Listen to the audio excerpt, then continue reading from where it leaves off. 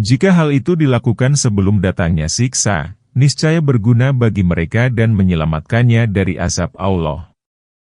Karena itu, Allah berfirman, alangkah terangnya pendengaran mereka dan alangkah tajamnya penglihatan mereka pada hari mereka datang kepada kami, pada hari kiamat. Tetapi orang-orang yang zalim pada hari ini, di dunia, berada dalam kesesatan yang nyata, yaitu mereka tidak mau mendengar, melihat, dan berpikir. Pada saat mereka dituntut untuk lurus, mereka tidak mau meminta petunjuk.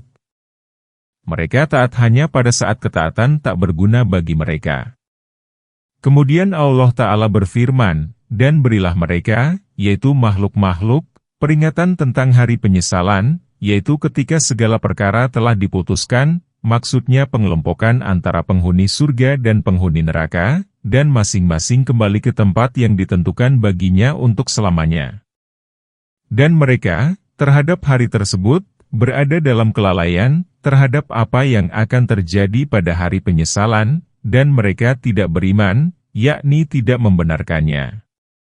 Firman Allah Ta'ala, sesungguhnya kami mewarisi bumi dan semua orang yang berada di atasnya, dan hanya kepada kamilah mereka dikembalikan. Allah Ta'ala memberitahukan bahwa Dia Maha Pencipta, Pengelola, dan Penguasa, bahwa seluruh makhluk akan binasa, sedang Dia baka, kekal, abadi sepanjang masa dan tidak akan binasa, Maha Tinggi, dan Maha Suci. Tidak ada seorang pun yang berhak mengklaim dirinya sebagai pengelola dan pemilik, Dialah yang mewarisi seluruh makhluk, yang tetap hidup setelah mereka semua mati, dan yang menghakimi semuanya tanpa ada seorang pun yang dizalimi, tidak seberat sayap nyamuk, tidak pula seberat zarah.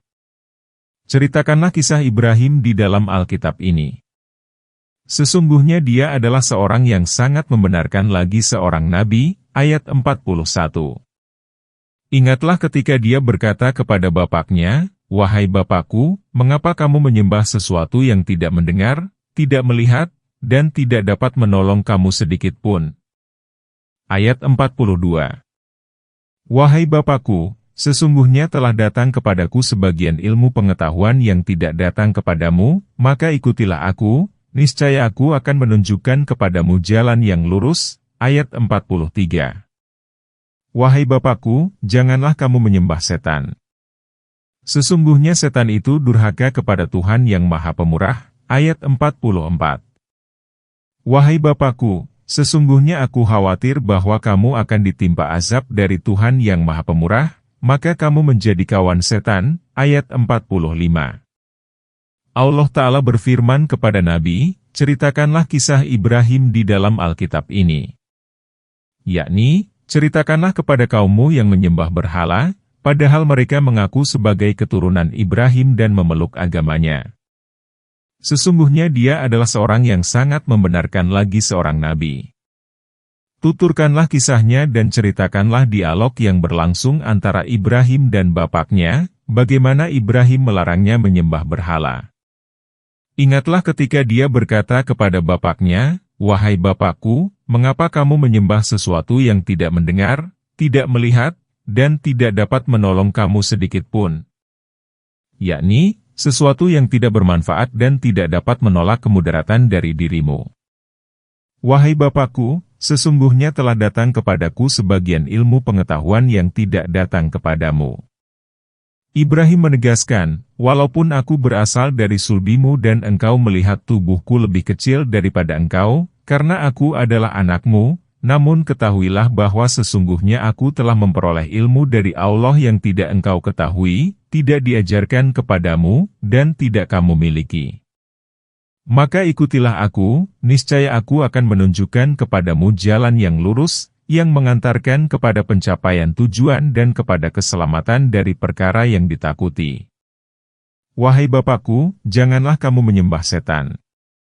Maksudnya, janganlah engkau mematuhi setan dalam penyembahan terhadap berhala-berhala ini, karena setanlah yang mengajak dan merestui perbuatan yang demikian itu, sebagaimana firman Allah, bukankah aku telah memerintahkan kepadamu, hai anak Adam, supaya kamu tidak menyembah setan? Sesungguhnya setan itu merupakan musuh yang nyata bagi kamu, Surat Yasin ayat 60. Firman Allah Ta'ala, sesungguhnya setan itu durhaka kepada Tuhan yang Maha Pemurah, yakni membangkang dan sombong sehingga tidak mau menaati Tuhannya. Maka dia mengusir dan menjauhkannya. Karena itu, janganlah kamu mengikutinya. Jika kamu mengikutinya, maka kamu menjadi seperti dia.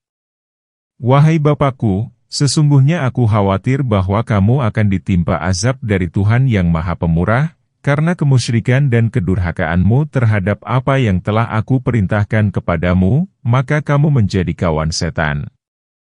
Jika syirik dan durhaka, maka tidak ada pelindung dan penolong bagimu kecuali iblis, bukan Allah serta bukan pula selain dia. Bahkan, ketaatanmu kepadanya menyebabkan kamu digulung oleh azab dari segala penjuru. Allah Ta'ala berfirman, demi Allah, sesungguhnya kami telah mengutus para rasul kepada umat-umat sebelum kamu. Lalu setan membuat amal buruk mereka itu indah dalam pandangan mereka. Maka setan itulah pelindung mereka pada hari ini, dan bagi mereka azab yang pedih. Surat An-Nahl ayat 63. Berkata bapaknya, bencikah kamu kepada Tuhan-Tuhanku, hai Ibrahim? Jika kamu tidak berhenti, maka niscaya kamu akan kurajam, dan tinggalkanlah aku untuk waktu yang lama. Ayat 46. Ibrahim berkata, semoga keselamatan dilimpahkan kepadamu. Aku akan memintakan ampun bagimu kepada Tuhanku. Sesungguhnya dia sangat baik kepadaku. Ayat 47. Dan aku akan menjauhkan diri darimu dan dari apa yang kamu seru selain dari Allah, dan aku akan berdoa kepada Tuhanku, mudah-mudahan aku tidak akan kecewa dengan berdoa kepada Tuhanku. Ayat 48. Allah Ta'ala menceritakan jawaban yang diberikan ayah Ibrahim kepada anaknya, yaitu Ibrahim, tentang seruan yang diarahkan kepadanya. Berkata bapaknya, bencikah kamu kepada Tuhan-Tuhanku, hai Ibrahim? Yakni, jika kamu tidak mau menyembahnya dan tidak menyukainya, maka janganlah kamu mencacinya. Jika tidak, maka aku akan menuntut balas darimu dan mencacimu. Hal ini diwujudkan dalam kata-katanya, maka niscaya kamu akan kurajam. Demikianlah menurut penafsiran Ibnu Abbas dan yang lainnya. Firman Allah Ta'ala, dan tinggalkanlah aku untuk waktu yang lama, yakni tinggalkanlah aku untuk selamanya sebelum aku menimpakan hukuman kepadamu. Penafsiran ini dipilih oleh Ibnu Jarir. Pada saat itulah Ibrahim berkata kepada ayahnya, semoga keselamatan dilimpahkan kepadamu. Penggalan ini seperti firman Allah Ta'ala yang menyifati kaum mukmin, apabila orang-orang bodoh menyapa mereka, maka mereka mengatakan ungkapan keselamatan. Maksud perkataan Ibrahim kepada ayahnya, semoga keselamatan dilimpahkan kepadamu, bahwa Ibrahim tidak akan menimpakan hal-hal yang buruk kepadanya karena rasa hormat kepada bapaknya. Aku akan memintakan ampun bagimu kepada Tuhanku, yakni aku akan meminta kepadanya agar dia menunjukkanmu dan mengampuni dosamu. Sesungguhnya dia sangat baik kepadaku, dan sangat mementingkan urusanku. Sesungguhnya Ibrahim telah memintakan ampun untuk bapaknya dalam waktu yang lama, bahkan setelah dia dan Ismail mendirikan Masjidil Haram. Katanya, ya Tuhan Karni, ampunilah aku, kedua orang tuaku, dan kaum mukmin pada saat dilaksanakan hisab, perhitungan amal manusia selama di dunia. Pada permulaan Islam, kaum muslim pun telah memintakan ampun untuk kerabat dan keluarganya yang musyrik. Praktik ini mengikuti jejak Ibrahim Al-Khalil. Kemudian Allah Ta'ala menurunkan ayat, sesungguhnya terdapat teladan yang baik bagimu pada diri Ibrahim dan orang-orang yang bersamanya, tatkala mereka berkata kepada kaumnya, sesungguhnya kami melepaskan diri darimu dan dari perkara selain Allah yang kamu sembah, kecuali perkataan Ibrahim kepada ayahnya, aku akan memintakan ampun untukmu. Dan aku tidak memiliki kekuasaan apapun terhadapmu dari Allah. Yakni, perkataan Ibrahim itu jangan dijadikan contoh. Kemudian Allah Ta'ala menjelaskan bahwa Ibrahim mencabut perkataannya itu. Allah Ta'ala berfirman, tidaklah pantas bagi Nabi dan orang-orang yang beriman memintakan ampun bagi orang-orang musyrik, walaupun mereka itu merupakan kaum kerabat, sesudah jelas bagi mereka bahwa orang-orang musyrik itu adalah penghuni neraka jahanam. Adapun permintaan ampun dari Ibrahim untuk bapaknya tidak lain hanyalah karena suatu janji yang telah ia ikrarkan kepadanya. Maka tatkala jelas bagi Ibrahim bahwa bapaknya itu musuh Allah, Ibrahim berlepas diri darinya. Sesungguhnya Ibrahim adalah seorang yang lembut hatinya lagi penyantun, surat At-Taubah, ayat 113 dan 114. Firman Allah Ta'ala, dan aku akan menjauhkan diri darimu dan dari apa yang kamu seru selain dari Allah, dan aku akan berdoa kepada Tuhanku, yakni aku akan menjauhimu, berlepas diri darimu, dan dari Tuhan-Tuhanmu yang kamu sembah selain Allah, dan aku akan berdoa kepada Tuhanku, yakni aku akan beribadah kepada Tuhanku yang Maha Esa. Tiada sekutu baginya, mudah-mudahan aku tidak akan kecewa dengan berdoa kepada Tuhanku. Mudah-mudahan hal ini menjadi kenyataan secara pasti, karena Ibrahim merupakan junjungan para nabi setelah Muhammad. Maka setelah Ibrahim menjauhkan diri dari mereka dan dari apa yang mereka sembah selain Allah, kami anugerahkan kepadanya Ishak dan Yakub. Dan masing-masing kami angkat menjadi nabi, ayat 49. Dan kami anugerahkan kepada mereka sebagian dari rahmat kami dan kami jadikan mereka buah tutur yang baik lagi tinggi, ayat 50. Allah Ta'ala berfirman, setelah Ibrahim al-Khalil menjauhkan diri dari ayahnya dan kaumnya karena Allah, maka Allah menggantinya dengan orang yang lebih baik dari mereka. Allah memberinya anak, yaitu Ishak, dan memberinya cucu, yaitu Yakub anak Ishak. Maksudnya, kami memberinya keturunan yang menjadi nabi guna menyenangkan hidupnya. Keturunan itu ialah Ismail, Ishak, dan Yakub.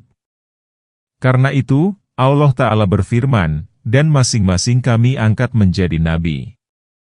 Firman Allah Ta'ala, dan kami anugerahkan kepada mereka sebagian dari rahmat kami dan kami jadikan mereka buah tutur yang baik lagi tinggi. Ibnu Abbas menafsirkan, ujian yang baik. Ibnu Jarir berkata, sesungguhnya Allah berfirman, yang tinggi, tiada lain karena seluruh milah, ajaran, dan agama memuji dan menyanjung mereka. Semoga solawat dan salam Allah dilimpahkan kepada Nabi kita dan kepada mereka semua. Dan ceritakanlah kisah Musa di dalam Alkitab ini. Sesungguhnya dia adalah seorang yang dipilih dan seorang Rasul serta Nabi, ayat 51. Dan kami telah memanggilnya dari sebelah kanan Gunung Tur dan kami telah mendekatkannya kepada kami pada waktu dia munajat, ayat 52. Dan kami telah melimpahkan rahmat kami kepadanya yaitu pengangkatan Harun saudaranya menjadi seorang nabi, ayat 53. Setelah Allah Ta'ala menceritakan Ibrahim al-Khalil dan memujinya, maka cerita ini disambungkan dengan kisah Al-Kalim, Musa. Allah Ta'ala berfirman, dan ceritakanlah kisah Musa di dalam Alkitab ini. Sesungguhnya dia adalah seorang yang dipilih. Muhlasyan berarti yang dipilih, Mustafa, seperti yang terdapat dalam firman Allah Ta'ala, sesungguhnya aku telah memilihmu atas manusia. Firman Allah Ta'ala, dan seorang Rasul serta Nabi. Allah menyatukan dua sikap bagi Musa. Musa adalah seorang Nabi dan salah satu Rasul Ulul Azmi. Firman Allah Ta'ala, dan kami telah memanggilnya dari sebelah kanan Gunung Tur, dari tubuh Musa tatkala dia mencari obor dari gunung itu. Maka Allah Ta'ala berfirman kepadanya, menyerunya, dan kami telah mendekatkannya kepada kami pada waktu dia munajat, di Tur Sina. Allah Ta'ala berfirman, dan kami telah menganugerahkan kepada Nuh sebagian rahmat kami, yaitu saudaranya, Harun menjadi seorang nabi. Yakni, kami memenuhi permohonan dan permintaan tolongnya melalui saudaranya, lalu kami menjadikan saudaranya itu sebagai nabi. Karena itu, sebagian ulama salaf berkata, tidak ada yang dapat memberi syafaat yang lebih besar kepada seseorang ketika di dunia kecuali syafaat Musa kepada Harun sehingga Harun menjadi nabi. Dan ceritakanlah kisah Ismail di dalam Alkitab. Sesungguhnya dia adalah seorang yang benar janjinya dan dia adalah seorang rasul dan nabi, ayat 54. Dan dia menyuruh ahlinya untuk sholat dan menunaikan zakat, dan dia adalah seorang yang diridhoi di sisi Tuhannya, ayat 55. Kelompok ayat ini merupakan pujian dari Allah atas Ismail bin Ibrahim al-Khalil. Ismail merupakan moyang seluruh bangsa Arab Hijaz. Sesungguhnya dia adalah seorang yang benar janjinya. Ibnu Jurayj berkata, tidaklah Ismail menjanjikan sesuatu kepada Tuhannya melainkan dia menepatinya. Yakni, tidaklah dia menetapkan suatu penghambaan dengan cara bernazar melainkan dia melaksanakan dan memenuhi kewajibannya. Ibnu Jarir meriwayatkan dari Sahal bin Ukail yang menceritakan kepada Jarir bahwa Nabi Ismail berjanji kepada seseorang di suatu tempat. Dia pun datang ke tempat itu, sementara orang itu lupa. Maka Ismail tetap berada di sana dan menginap hingga keesokan harinya datanglah orang itu. Orang itu berkata, "Mengapa kamu tidak pergi saja dari sini?" Ismail menjawab, "Tidak mau." Orang itu berkata, "Aku lupa." Ismail berkata, "Aku tidak akan pergi sebelum kamu datang menemuiku." Karena itu, dia adalah seorang yang benar janjinya. Sebagian ulama mengatakan bahwa sesungguhnya Ismail disebut orang yang benar janjinya tiada lain karena dia pernah berkata kepada ayahnya, "Engkau akan mendapatiku sebagai orang yang bersabar, insya Allah." Dan Ismail membuktikannya. Firman Allah Ta'ala, dan dia adalah seorang Rasul dan Nabi, menunjukkan kemuliaan Ismail atas saudaranya, Ishak, karena Ishak hanya disifati sebagai Nabi saja, sedangkan Ismail disifati sebagai Nabi dan Rasul. Ditegaskan di dalam Sahih Muslim bahwa Rasulullah bersabda, sesungguhnya Allah telah memilih Ismail dari keturunan Ibrahim, hadis Muslim. Kesahihan pernyataan yang kami kemukakan ditunjang oleh firman Allah Ta'ala, dan dia menyuruh ahlinya untuk sholat dan menunaikan zakat, dan dia adalah seorang yang diridhai di sisi Tuhannya. Ayat ini pun merupakan ujian yang baik, sifat terpuji, dan perilaku yang lurus, yaitu bahwa dia adalah seorang yang bersabar dalam menaati Tuhan Azza wa Jalla serta menyuruh ahlinya untuk taat kepadanya. Hal ini sebagaimana firman Allah Ta'ala kepada Rasul-Nya, dan suruhlah istrimu sholat dan bersabarlah terhadapnya, Surat Toha ayat 132. Allah Ta'ala berfirman, hai orang-orang yang beriman, jagalah dirimu dan keluargamu dari api neraka, Surat At-Tahrim, ayat 60. Yakni, suruhlah mereka kepada kebaikan dan laranglah mereka dari kejahatan serta janganlah kamu membiarkan mereka malas sehingga disantap api neraka pada hari kiamat.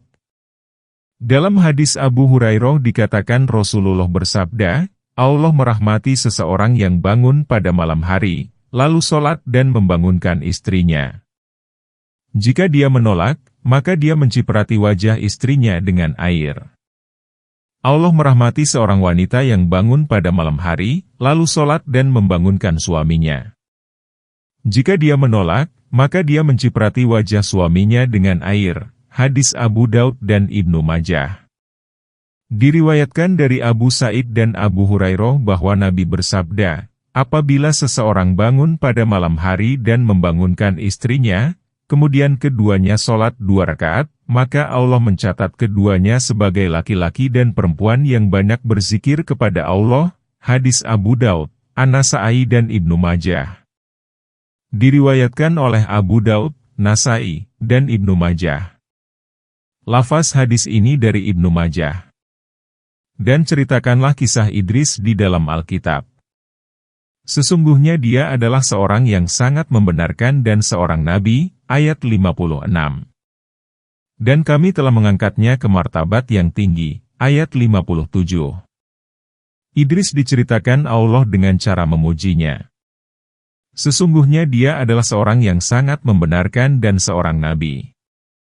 Telah dikemukakan di dalam hadis sahih bahwa Rasulullah bertemu dengannya di langit keempat pada malam Isra. Diriwayatkan dari Mujahid bahwa Idris diangkat Allah ke langit, sebagaimana Allah mengangkat Isa, dan dia tidak mati. Menurut Mujahid, Idris diangkat ke langit keempat. Diriwayatkan dari Ibnu Abbas bahwa Idris seorang penjahit. Tidaklah dia menusukkan jarum kecuali membaca kalimat, Subhanallah. Tidak ada seorang pun pada masa itu yang paling utama amalnya daripada dia. Al-Hasan menafsirkan kata, tinggi, pada firman Allah, dan kami telah mengangkatnya ke martabat yang tinggi, dengan surga. Mereka itu adalah orang-orang yang telah diberi nikmat oleh Allah, yaitu para nabi dari keturunan Adam, dan dari orang-orang yang kami angkat bersama Nuh, dan dari keturunan Ibrahim dan Israel, dan dari orang-orang yang telah kami beri petunjuk dan telah kami pilih. Apabila dibacakan ayat-ayat Allah yang Maha Pemurah kepada mereka, maka mereka menyungkur dengan bersujud dan menangis. Ayat 58. Allah Ta'ala berfirman, bahwa para nabi itu, maksudnya bukanlah mereka yang diceritakan dalam surah ini saja, namun seluruh komunitas nabi, adalah orang-orang yang telah diberi nikmat oleh Allah, yaitu para nabi dari keturunan Adam. As-Sidi dan Ibnu Jarir rahimahullah berkata, orang yang dimaksud dari keturunan Adam di sini ialah Idris. Yang dimaksud orang-orang yang kami angkat bersama Nuh ialah Ibrahim.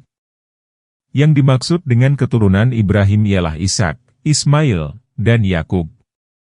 Yang dimaksud dengan keturunan Israel ialah Musa, Harun, Zakaria, Yahya, dan Isa bin Maryam. Semoga solawat dan salam yang paling utama dilimpahkan kepada mereka semua.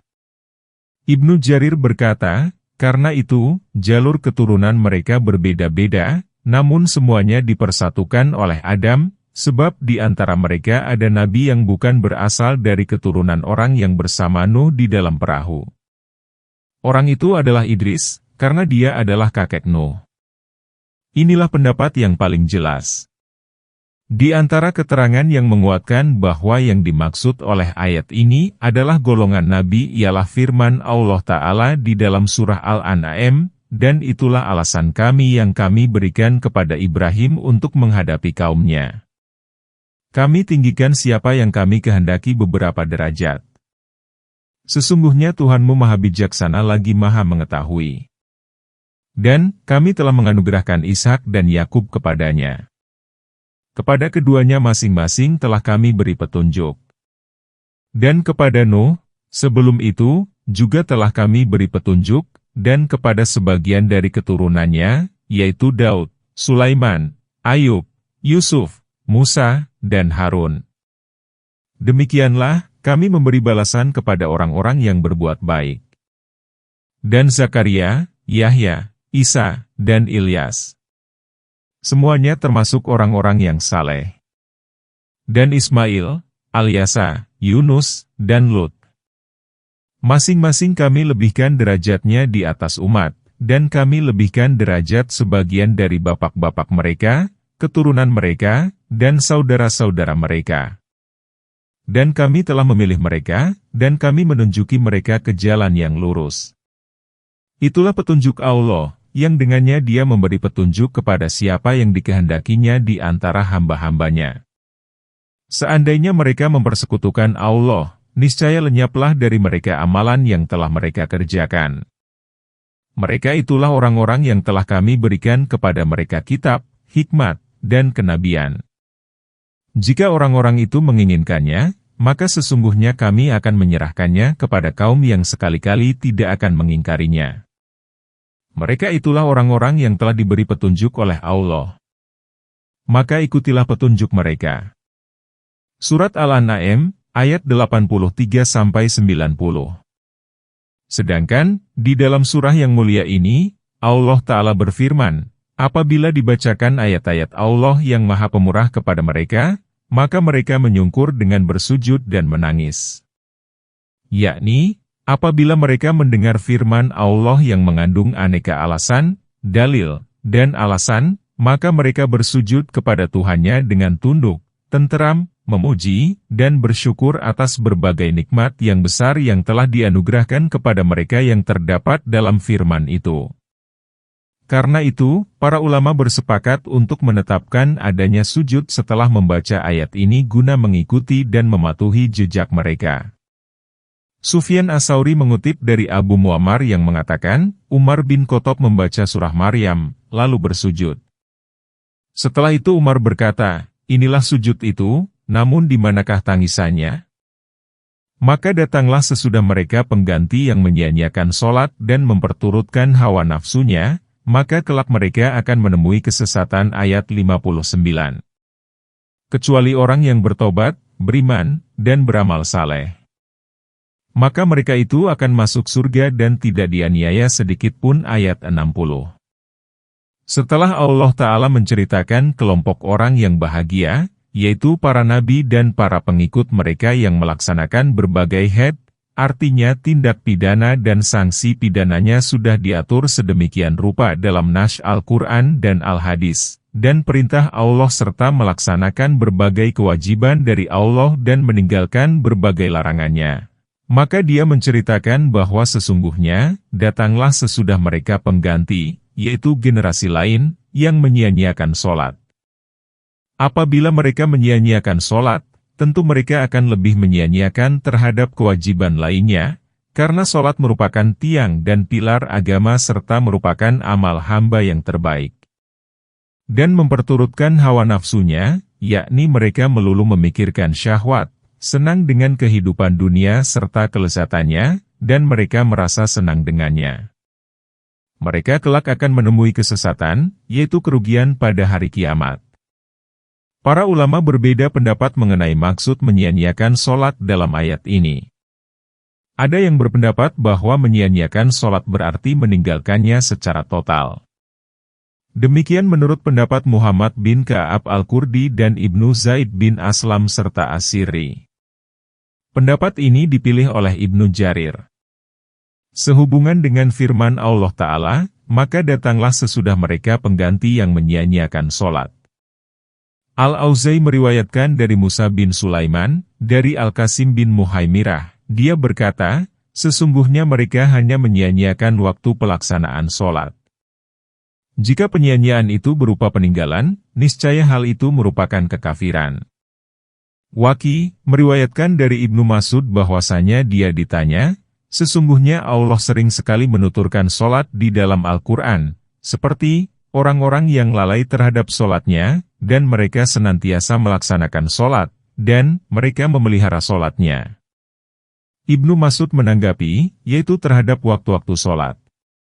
Orang-orang mengatakan, justru kami menganggap maksud firman itu ialah meninggalkan. Ibnu Mas'ud berkata, kalau meninggalkan, namanya kafir. Masruq dan Umar bin Abdul Aziz berkata, yang dimaksud menyia-nyiakan sholat bukanlah meninggalkannya, tetapi menyia-nyiakan waktu pelaksanaannya. Sehubungan dengan firman Allah Ta'ala, dan mereka memperturutkan syahwat, Mujahid berkata, yaitu ketika menjelang kiamat dan setelah umat Muhammad yang saleh tiada. Mereka berkerumun di ganggang sempit. Hal itu diriwayatkan dari Mujahid, Ikrimah, Atha bin Abi Rabah. Mereka itu umat Muhammad pada akhir zaman. Mujahid berkata, mereka bersenggama di jalan-jalan seperti binatang dan keledai, tidak takut kepada Allah di langit dan tidak malu terhadap manusia lain. Abu As-Sihab Al-Adharidi berkata, Allah menurunkan wahyu kepada Daud, hai Daud, peringatkanlah sahabat-sahabatmu dari perbuatan memperturutkan syahwat, karena kalbu yang tertambat dengan syahwat dunia terhijab dariku. Sesungguhnya perbuatan yang paling mudah dikenakan kepada hambaku yang memperturutkan salah satu syahwatnya ialah membuatnya sangat malas dalam menaatiku. Firman Allah Ta'ala, maka mereka kelak akan menemui kesesatan, yakni kerugian.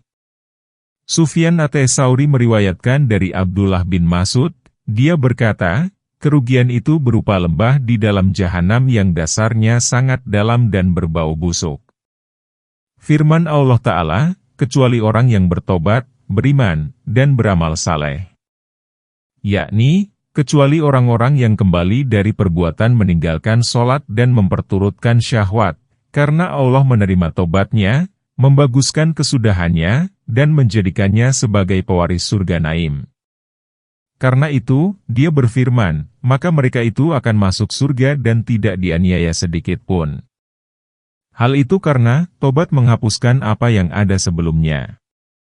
Dalam hadis lain dikatakan, orang yang bertobat dari dosa seperti orang yang tidak punya dosa.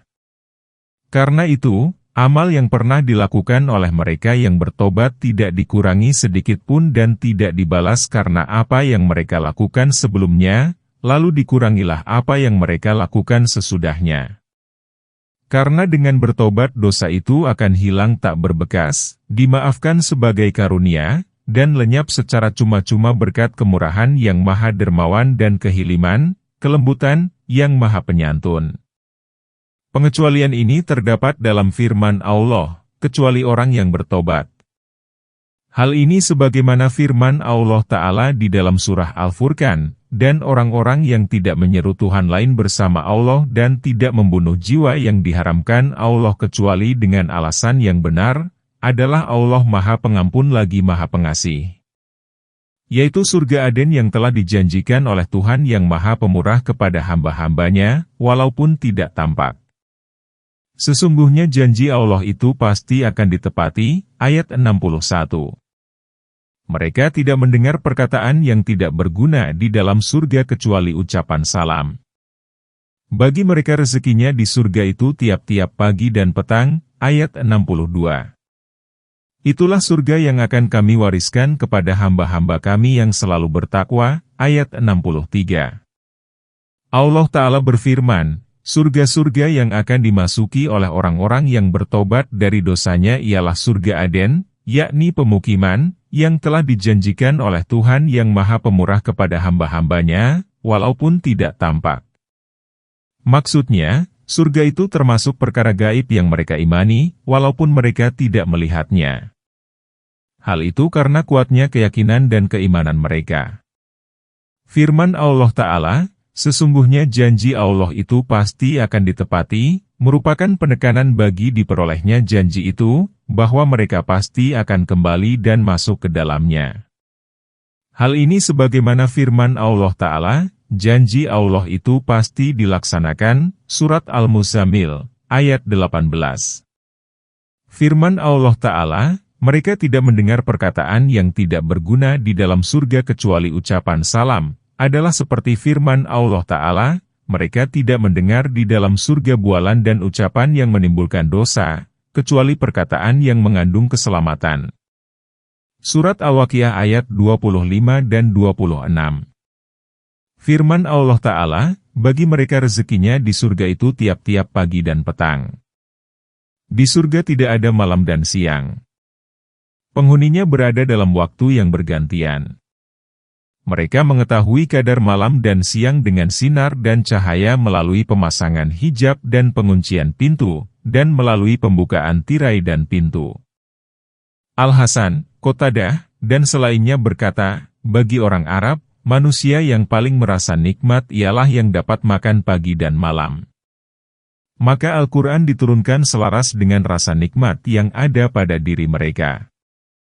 Maka Allah berfirman, bagi mereka rezekinya di surga itu tiap-tiap pagi dan petang. Firman Allah Ta'ala, itulah surga yang akan kami wariskan kepada hamba-hamba kami yang selalu bertakwa. Surga yang sifatnya telah kami jelaskan itu ialah yang kami wariskan kepada hamba yang bertakwa. Mereka ialah orang yang taat kepada Allah Azza wa Jalla, Allah yang maha mulia dan maha besar, pada saat senang dan susah, yang menahan amarah, dan yang memaafkan kesalahan orang lain.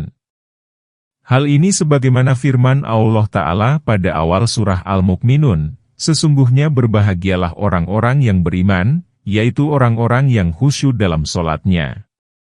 Mereka itu adalah para pewaris yang mewarisi surga Firdaus. Mereka kekal di dalamnya. Dan tidaklah kami turun kecuali dengan perintah Tuhanmu. Kepunyaannya lah apa-apa yang ada di hadapan kita, apa yang ada di belakang kita, dan apa yang ada di antara keduanya. Dan tidaklah Tuhanmu lupa, ayat 64. Tuhan langit dan bumi dan apa yang ada di antara keduanya. Maka sembahlah Dia dan berteguh hatilah dalam beribadah kepadanya. Apakah kamu mengetahui ada seorang yang sama dengan Dia? Ayat 65. Diriwayatkan dari Ibnu Abbas bahwa Rasulullah bersabda kepada malaikat Jibril, "Apa yang membuatmu tidak mengunjungi kami sesering yang kami harapkan?" Ibnu Abbas berkata, "Maka diturunkanlah ayat, dan tidaklah kami turun kecuali dengan perintah Tuhanmu." Hadis Bukhari. Hadis ini dikeluarkan oleh Bukhari saja dari Abi Nuaim, dari Umar bin Zar. Diriwayatkan pula oleh Ibnu Abi Hatim dan Ibnu Jarir. Ayat itu merupakan jawaban bagi Muhammad Mujahid berkata, ayat ini seperti yang terdapat dalam surah Ad-Duha, Tuhanmu tidak meninggalkan kamu dan tidak membencimu. Demikian pula Ad-Dahak, Qatadah, As-Sirri, dan ulama lain yang tidak hanya seorang, mengatakan bahwa ayat ini diturunkan berkenaan dengan tidak turunnya Jibril.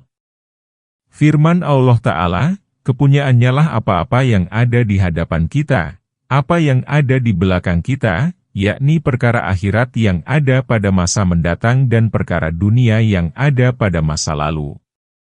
Dan apa yang ada di antara keduanya, yaitu perkara antara dunia dan akhirat. Penafsiran semacam itu diriwayatkan pula dari Ibnu Abbas, Said bin Jubair, Ad-Dahak, dan ulama lainnya. Penafsiran ini dipilih oleh Ibnu Jarir. Wallahu alam. Firman Allah Ta'ala, dan tidaklah Tuhanmu lupa. Mujahid dan As-Sidi berkata, maksudnya, Tuhanmu tidak melupakanmu. Telah dikemukakan bahwa ayat ini sebagaimana firman Allah Ta'ala, demi waktu duha dan demi malam apabila gelap gulita. Dan tidaklah Tuhanmu meninggalkanmu dan tidak pula membencimu. Surat Ad-Duha ayat 1-3. Ibnu Abi Hatim meriwayatkan dari Abu Darda secara marfu, dia berkata, apa yang dihalalkan Allah dalam kitabnya, maka ia halal. Dan apa yang diharamkan Allah, maka ia haram. Dan apa yang dibiarkan olehnya, maka ia dimaafkan. Maka terimalah pemaafan dari Allah itu karena Dia tidak lupa. Kemudian Nabi membaca ayat, dan tidaklah Tuhanmu lupa. Firman Allah Ta'ala, Tuhan langit dan bumi dan apa yang ada di antara keduanya. Yakni, pencipta, pengatur, pengurus, dan pengelola semuanya, dan tidak ada yang dapat menolak ketetapannya. Maka sembahlah Dia dan berteguh hatilah dalam beribadah kepadanya. Apakah kamu mengetahui ada seorang yang sama dengan Dia? Ali bin Abi Talha meriwayatkan dari Ibnu Abbas, dia berkata, apakah kamu mengetahui ada pihak yang sama atau serupa dengan Tuhan? Ikrimah meriwayatkan pula dari Ibnu Abbas, tidak ada seorang pun yang dinamai Ar-Rahman kecuali Dia yang Maha Suci, Maha Tinggi, dan Maha Bersih namanya. Dan berkata manusia, betulkah apabila aku telah mati bahwa aku sungguh-sungguh akan dibangkitkan menjadi hidup kembali? Ayat 66. Dan tidakkah manusia itu memikirkan bahwa sesungguhnya kami telah menciptakannya dahulu, sedang dia tidak ada sama sekali? Ayat 67. Demi Tuhanmu, sesungguhnya akan kami bangkitkan mereka bersama setan, kemudian akan kami datangkan mereka ke sekeliling jahanam dengan berlutut. Ayat 68. Kemudian pasti akan kami tarik dari tiap-tiap golongan siapa di antara mereka yang sangat durhaka kepada Tuhan yang Maha Pemurah. Ayat 69. Dan kemudian kami benar-benar lebih mengetahui orang-orang yang seharusnya dimasukkan ke dalam neraka. Ayat 70. Allah Ta'ala menceritakan ihwal manusia yang merasa heran dan menganggap mustahil dirinya akan dibangkitkan setelah mati. Hal ini sebagaimana firman Allah Ta'ala, jika kamu merasa heran, maka heranlah terhadap ucapan mereka, apabila kami telah menjadi tanah, apakah kami benar-benar akan menjadi makhluk yang benar-benar baru? Surat Ar-Ra'd, ayat 5. Sedangkan dalam surah ini Allah berfirman, dan berkata manusia, betulkah apabila aku telah mati, bahwa aku sungguh-sungguh akan dibangkitkan menjadi hidup kembali? Dan tidakkah manusia itu memikirkan bahwa sesungguhnya kami telah menciptakannya dahulu, sedang dia tidak ada sama sekali? Allah Ta'ala menjadikan permulaan penciptaan sebagai petunjuk adanya penciptaan kembali. Yakni, sesungguhnya Allah telah menciptakan manusia pada saat dia tidak ada sama sekali. Maka apakah dia tidak berkuasa untuk mengembalikannya, padahal sebelumnya dia pernah ada? Hal ini sebagaimana firman Allah Ta'ala, Dialah yang telah menciptakan pada pertama kali, kemudian mengulanginya. Dan pengulangan itu lebih mudah baginya. Surat Ar-Rum ayat 27.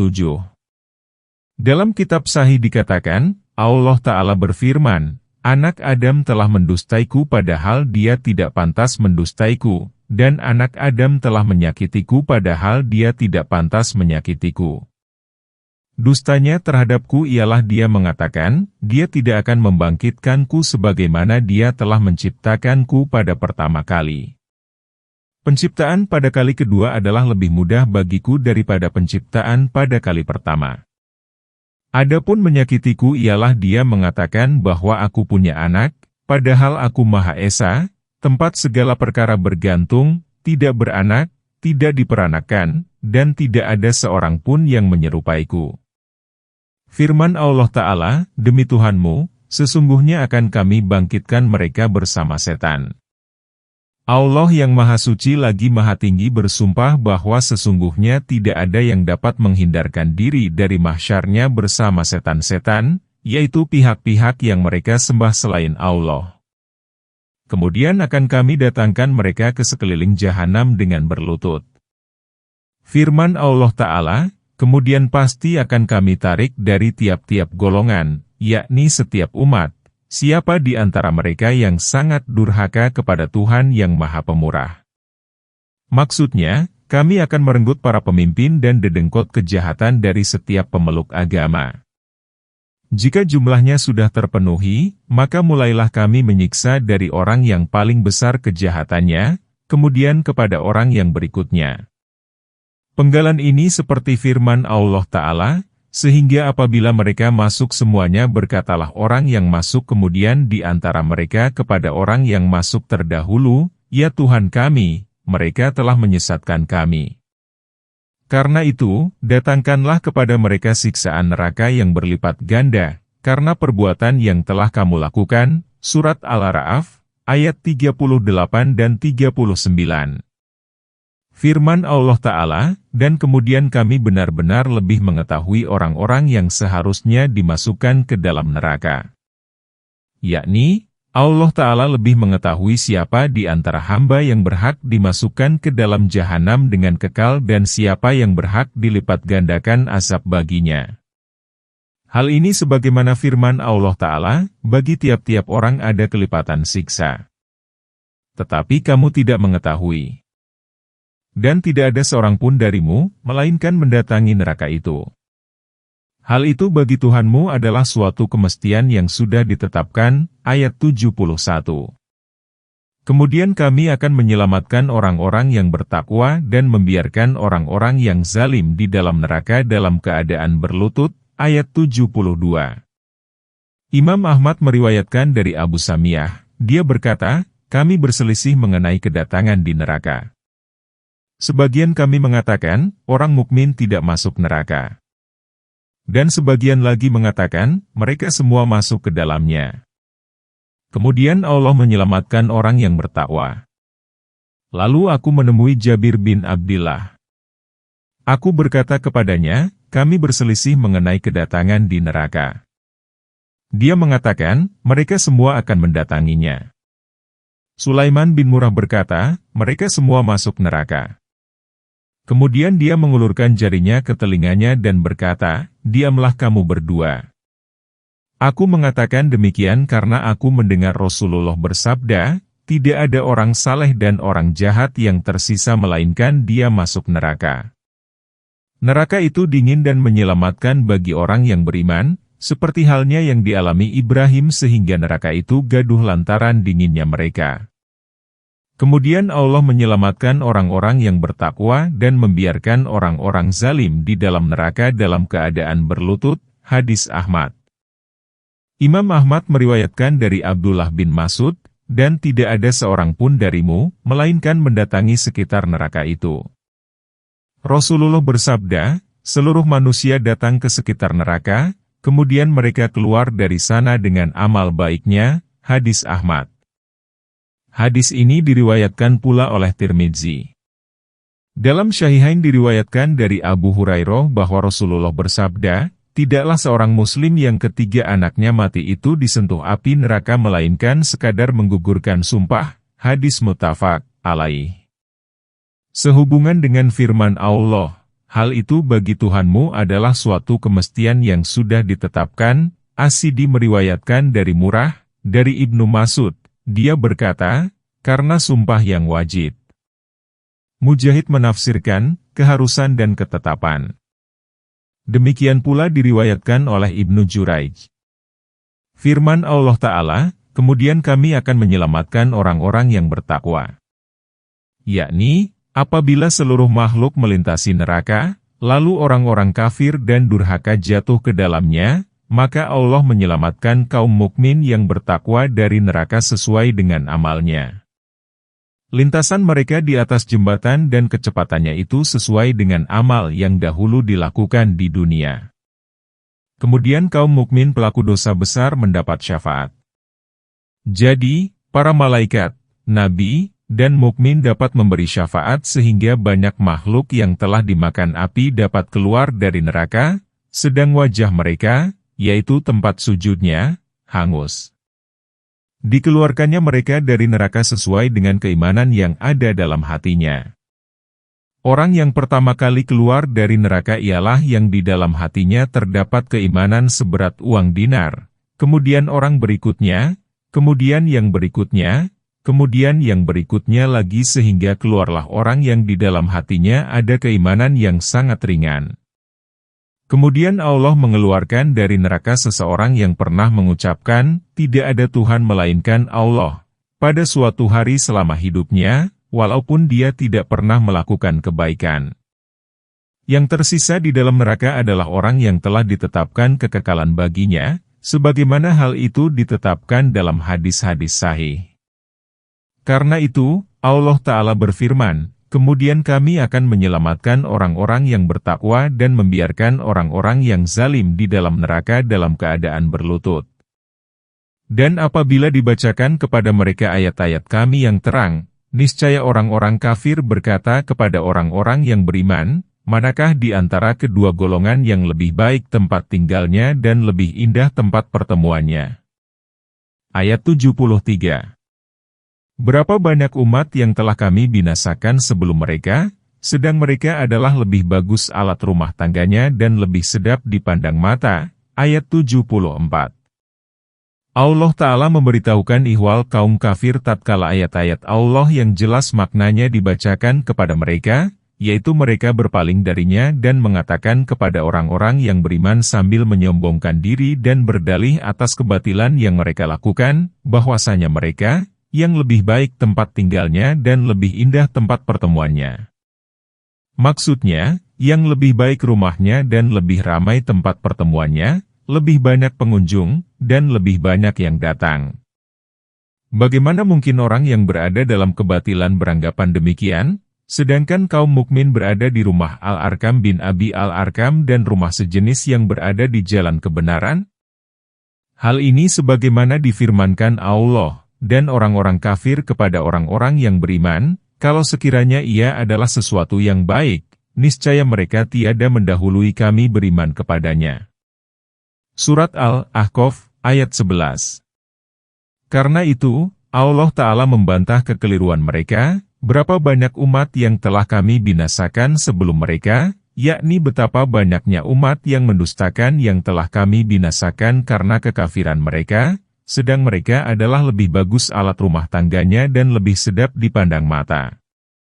Yakni, mereka lebih bagus daripada kaum Quraisy dalam hal harta dan perabot rumah tangganya pada segi bentuk dan penampilannya. Sehubungan dengan firman Allah, lebih bagus tempat tinggalnya dan lebih indah tempat pertemuannya. Al-Masih meriwayatkan dari Abu Dhabyan, dari Ibnu Abbas, dia berkata, yang dimaksud Al-Magam ialah rumah, An-Nadiyu ialah tempat pertemuan, Al-Atsats ialah perabot, benda, dan Rru ialah penampilan lahiriah, pemandangan.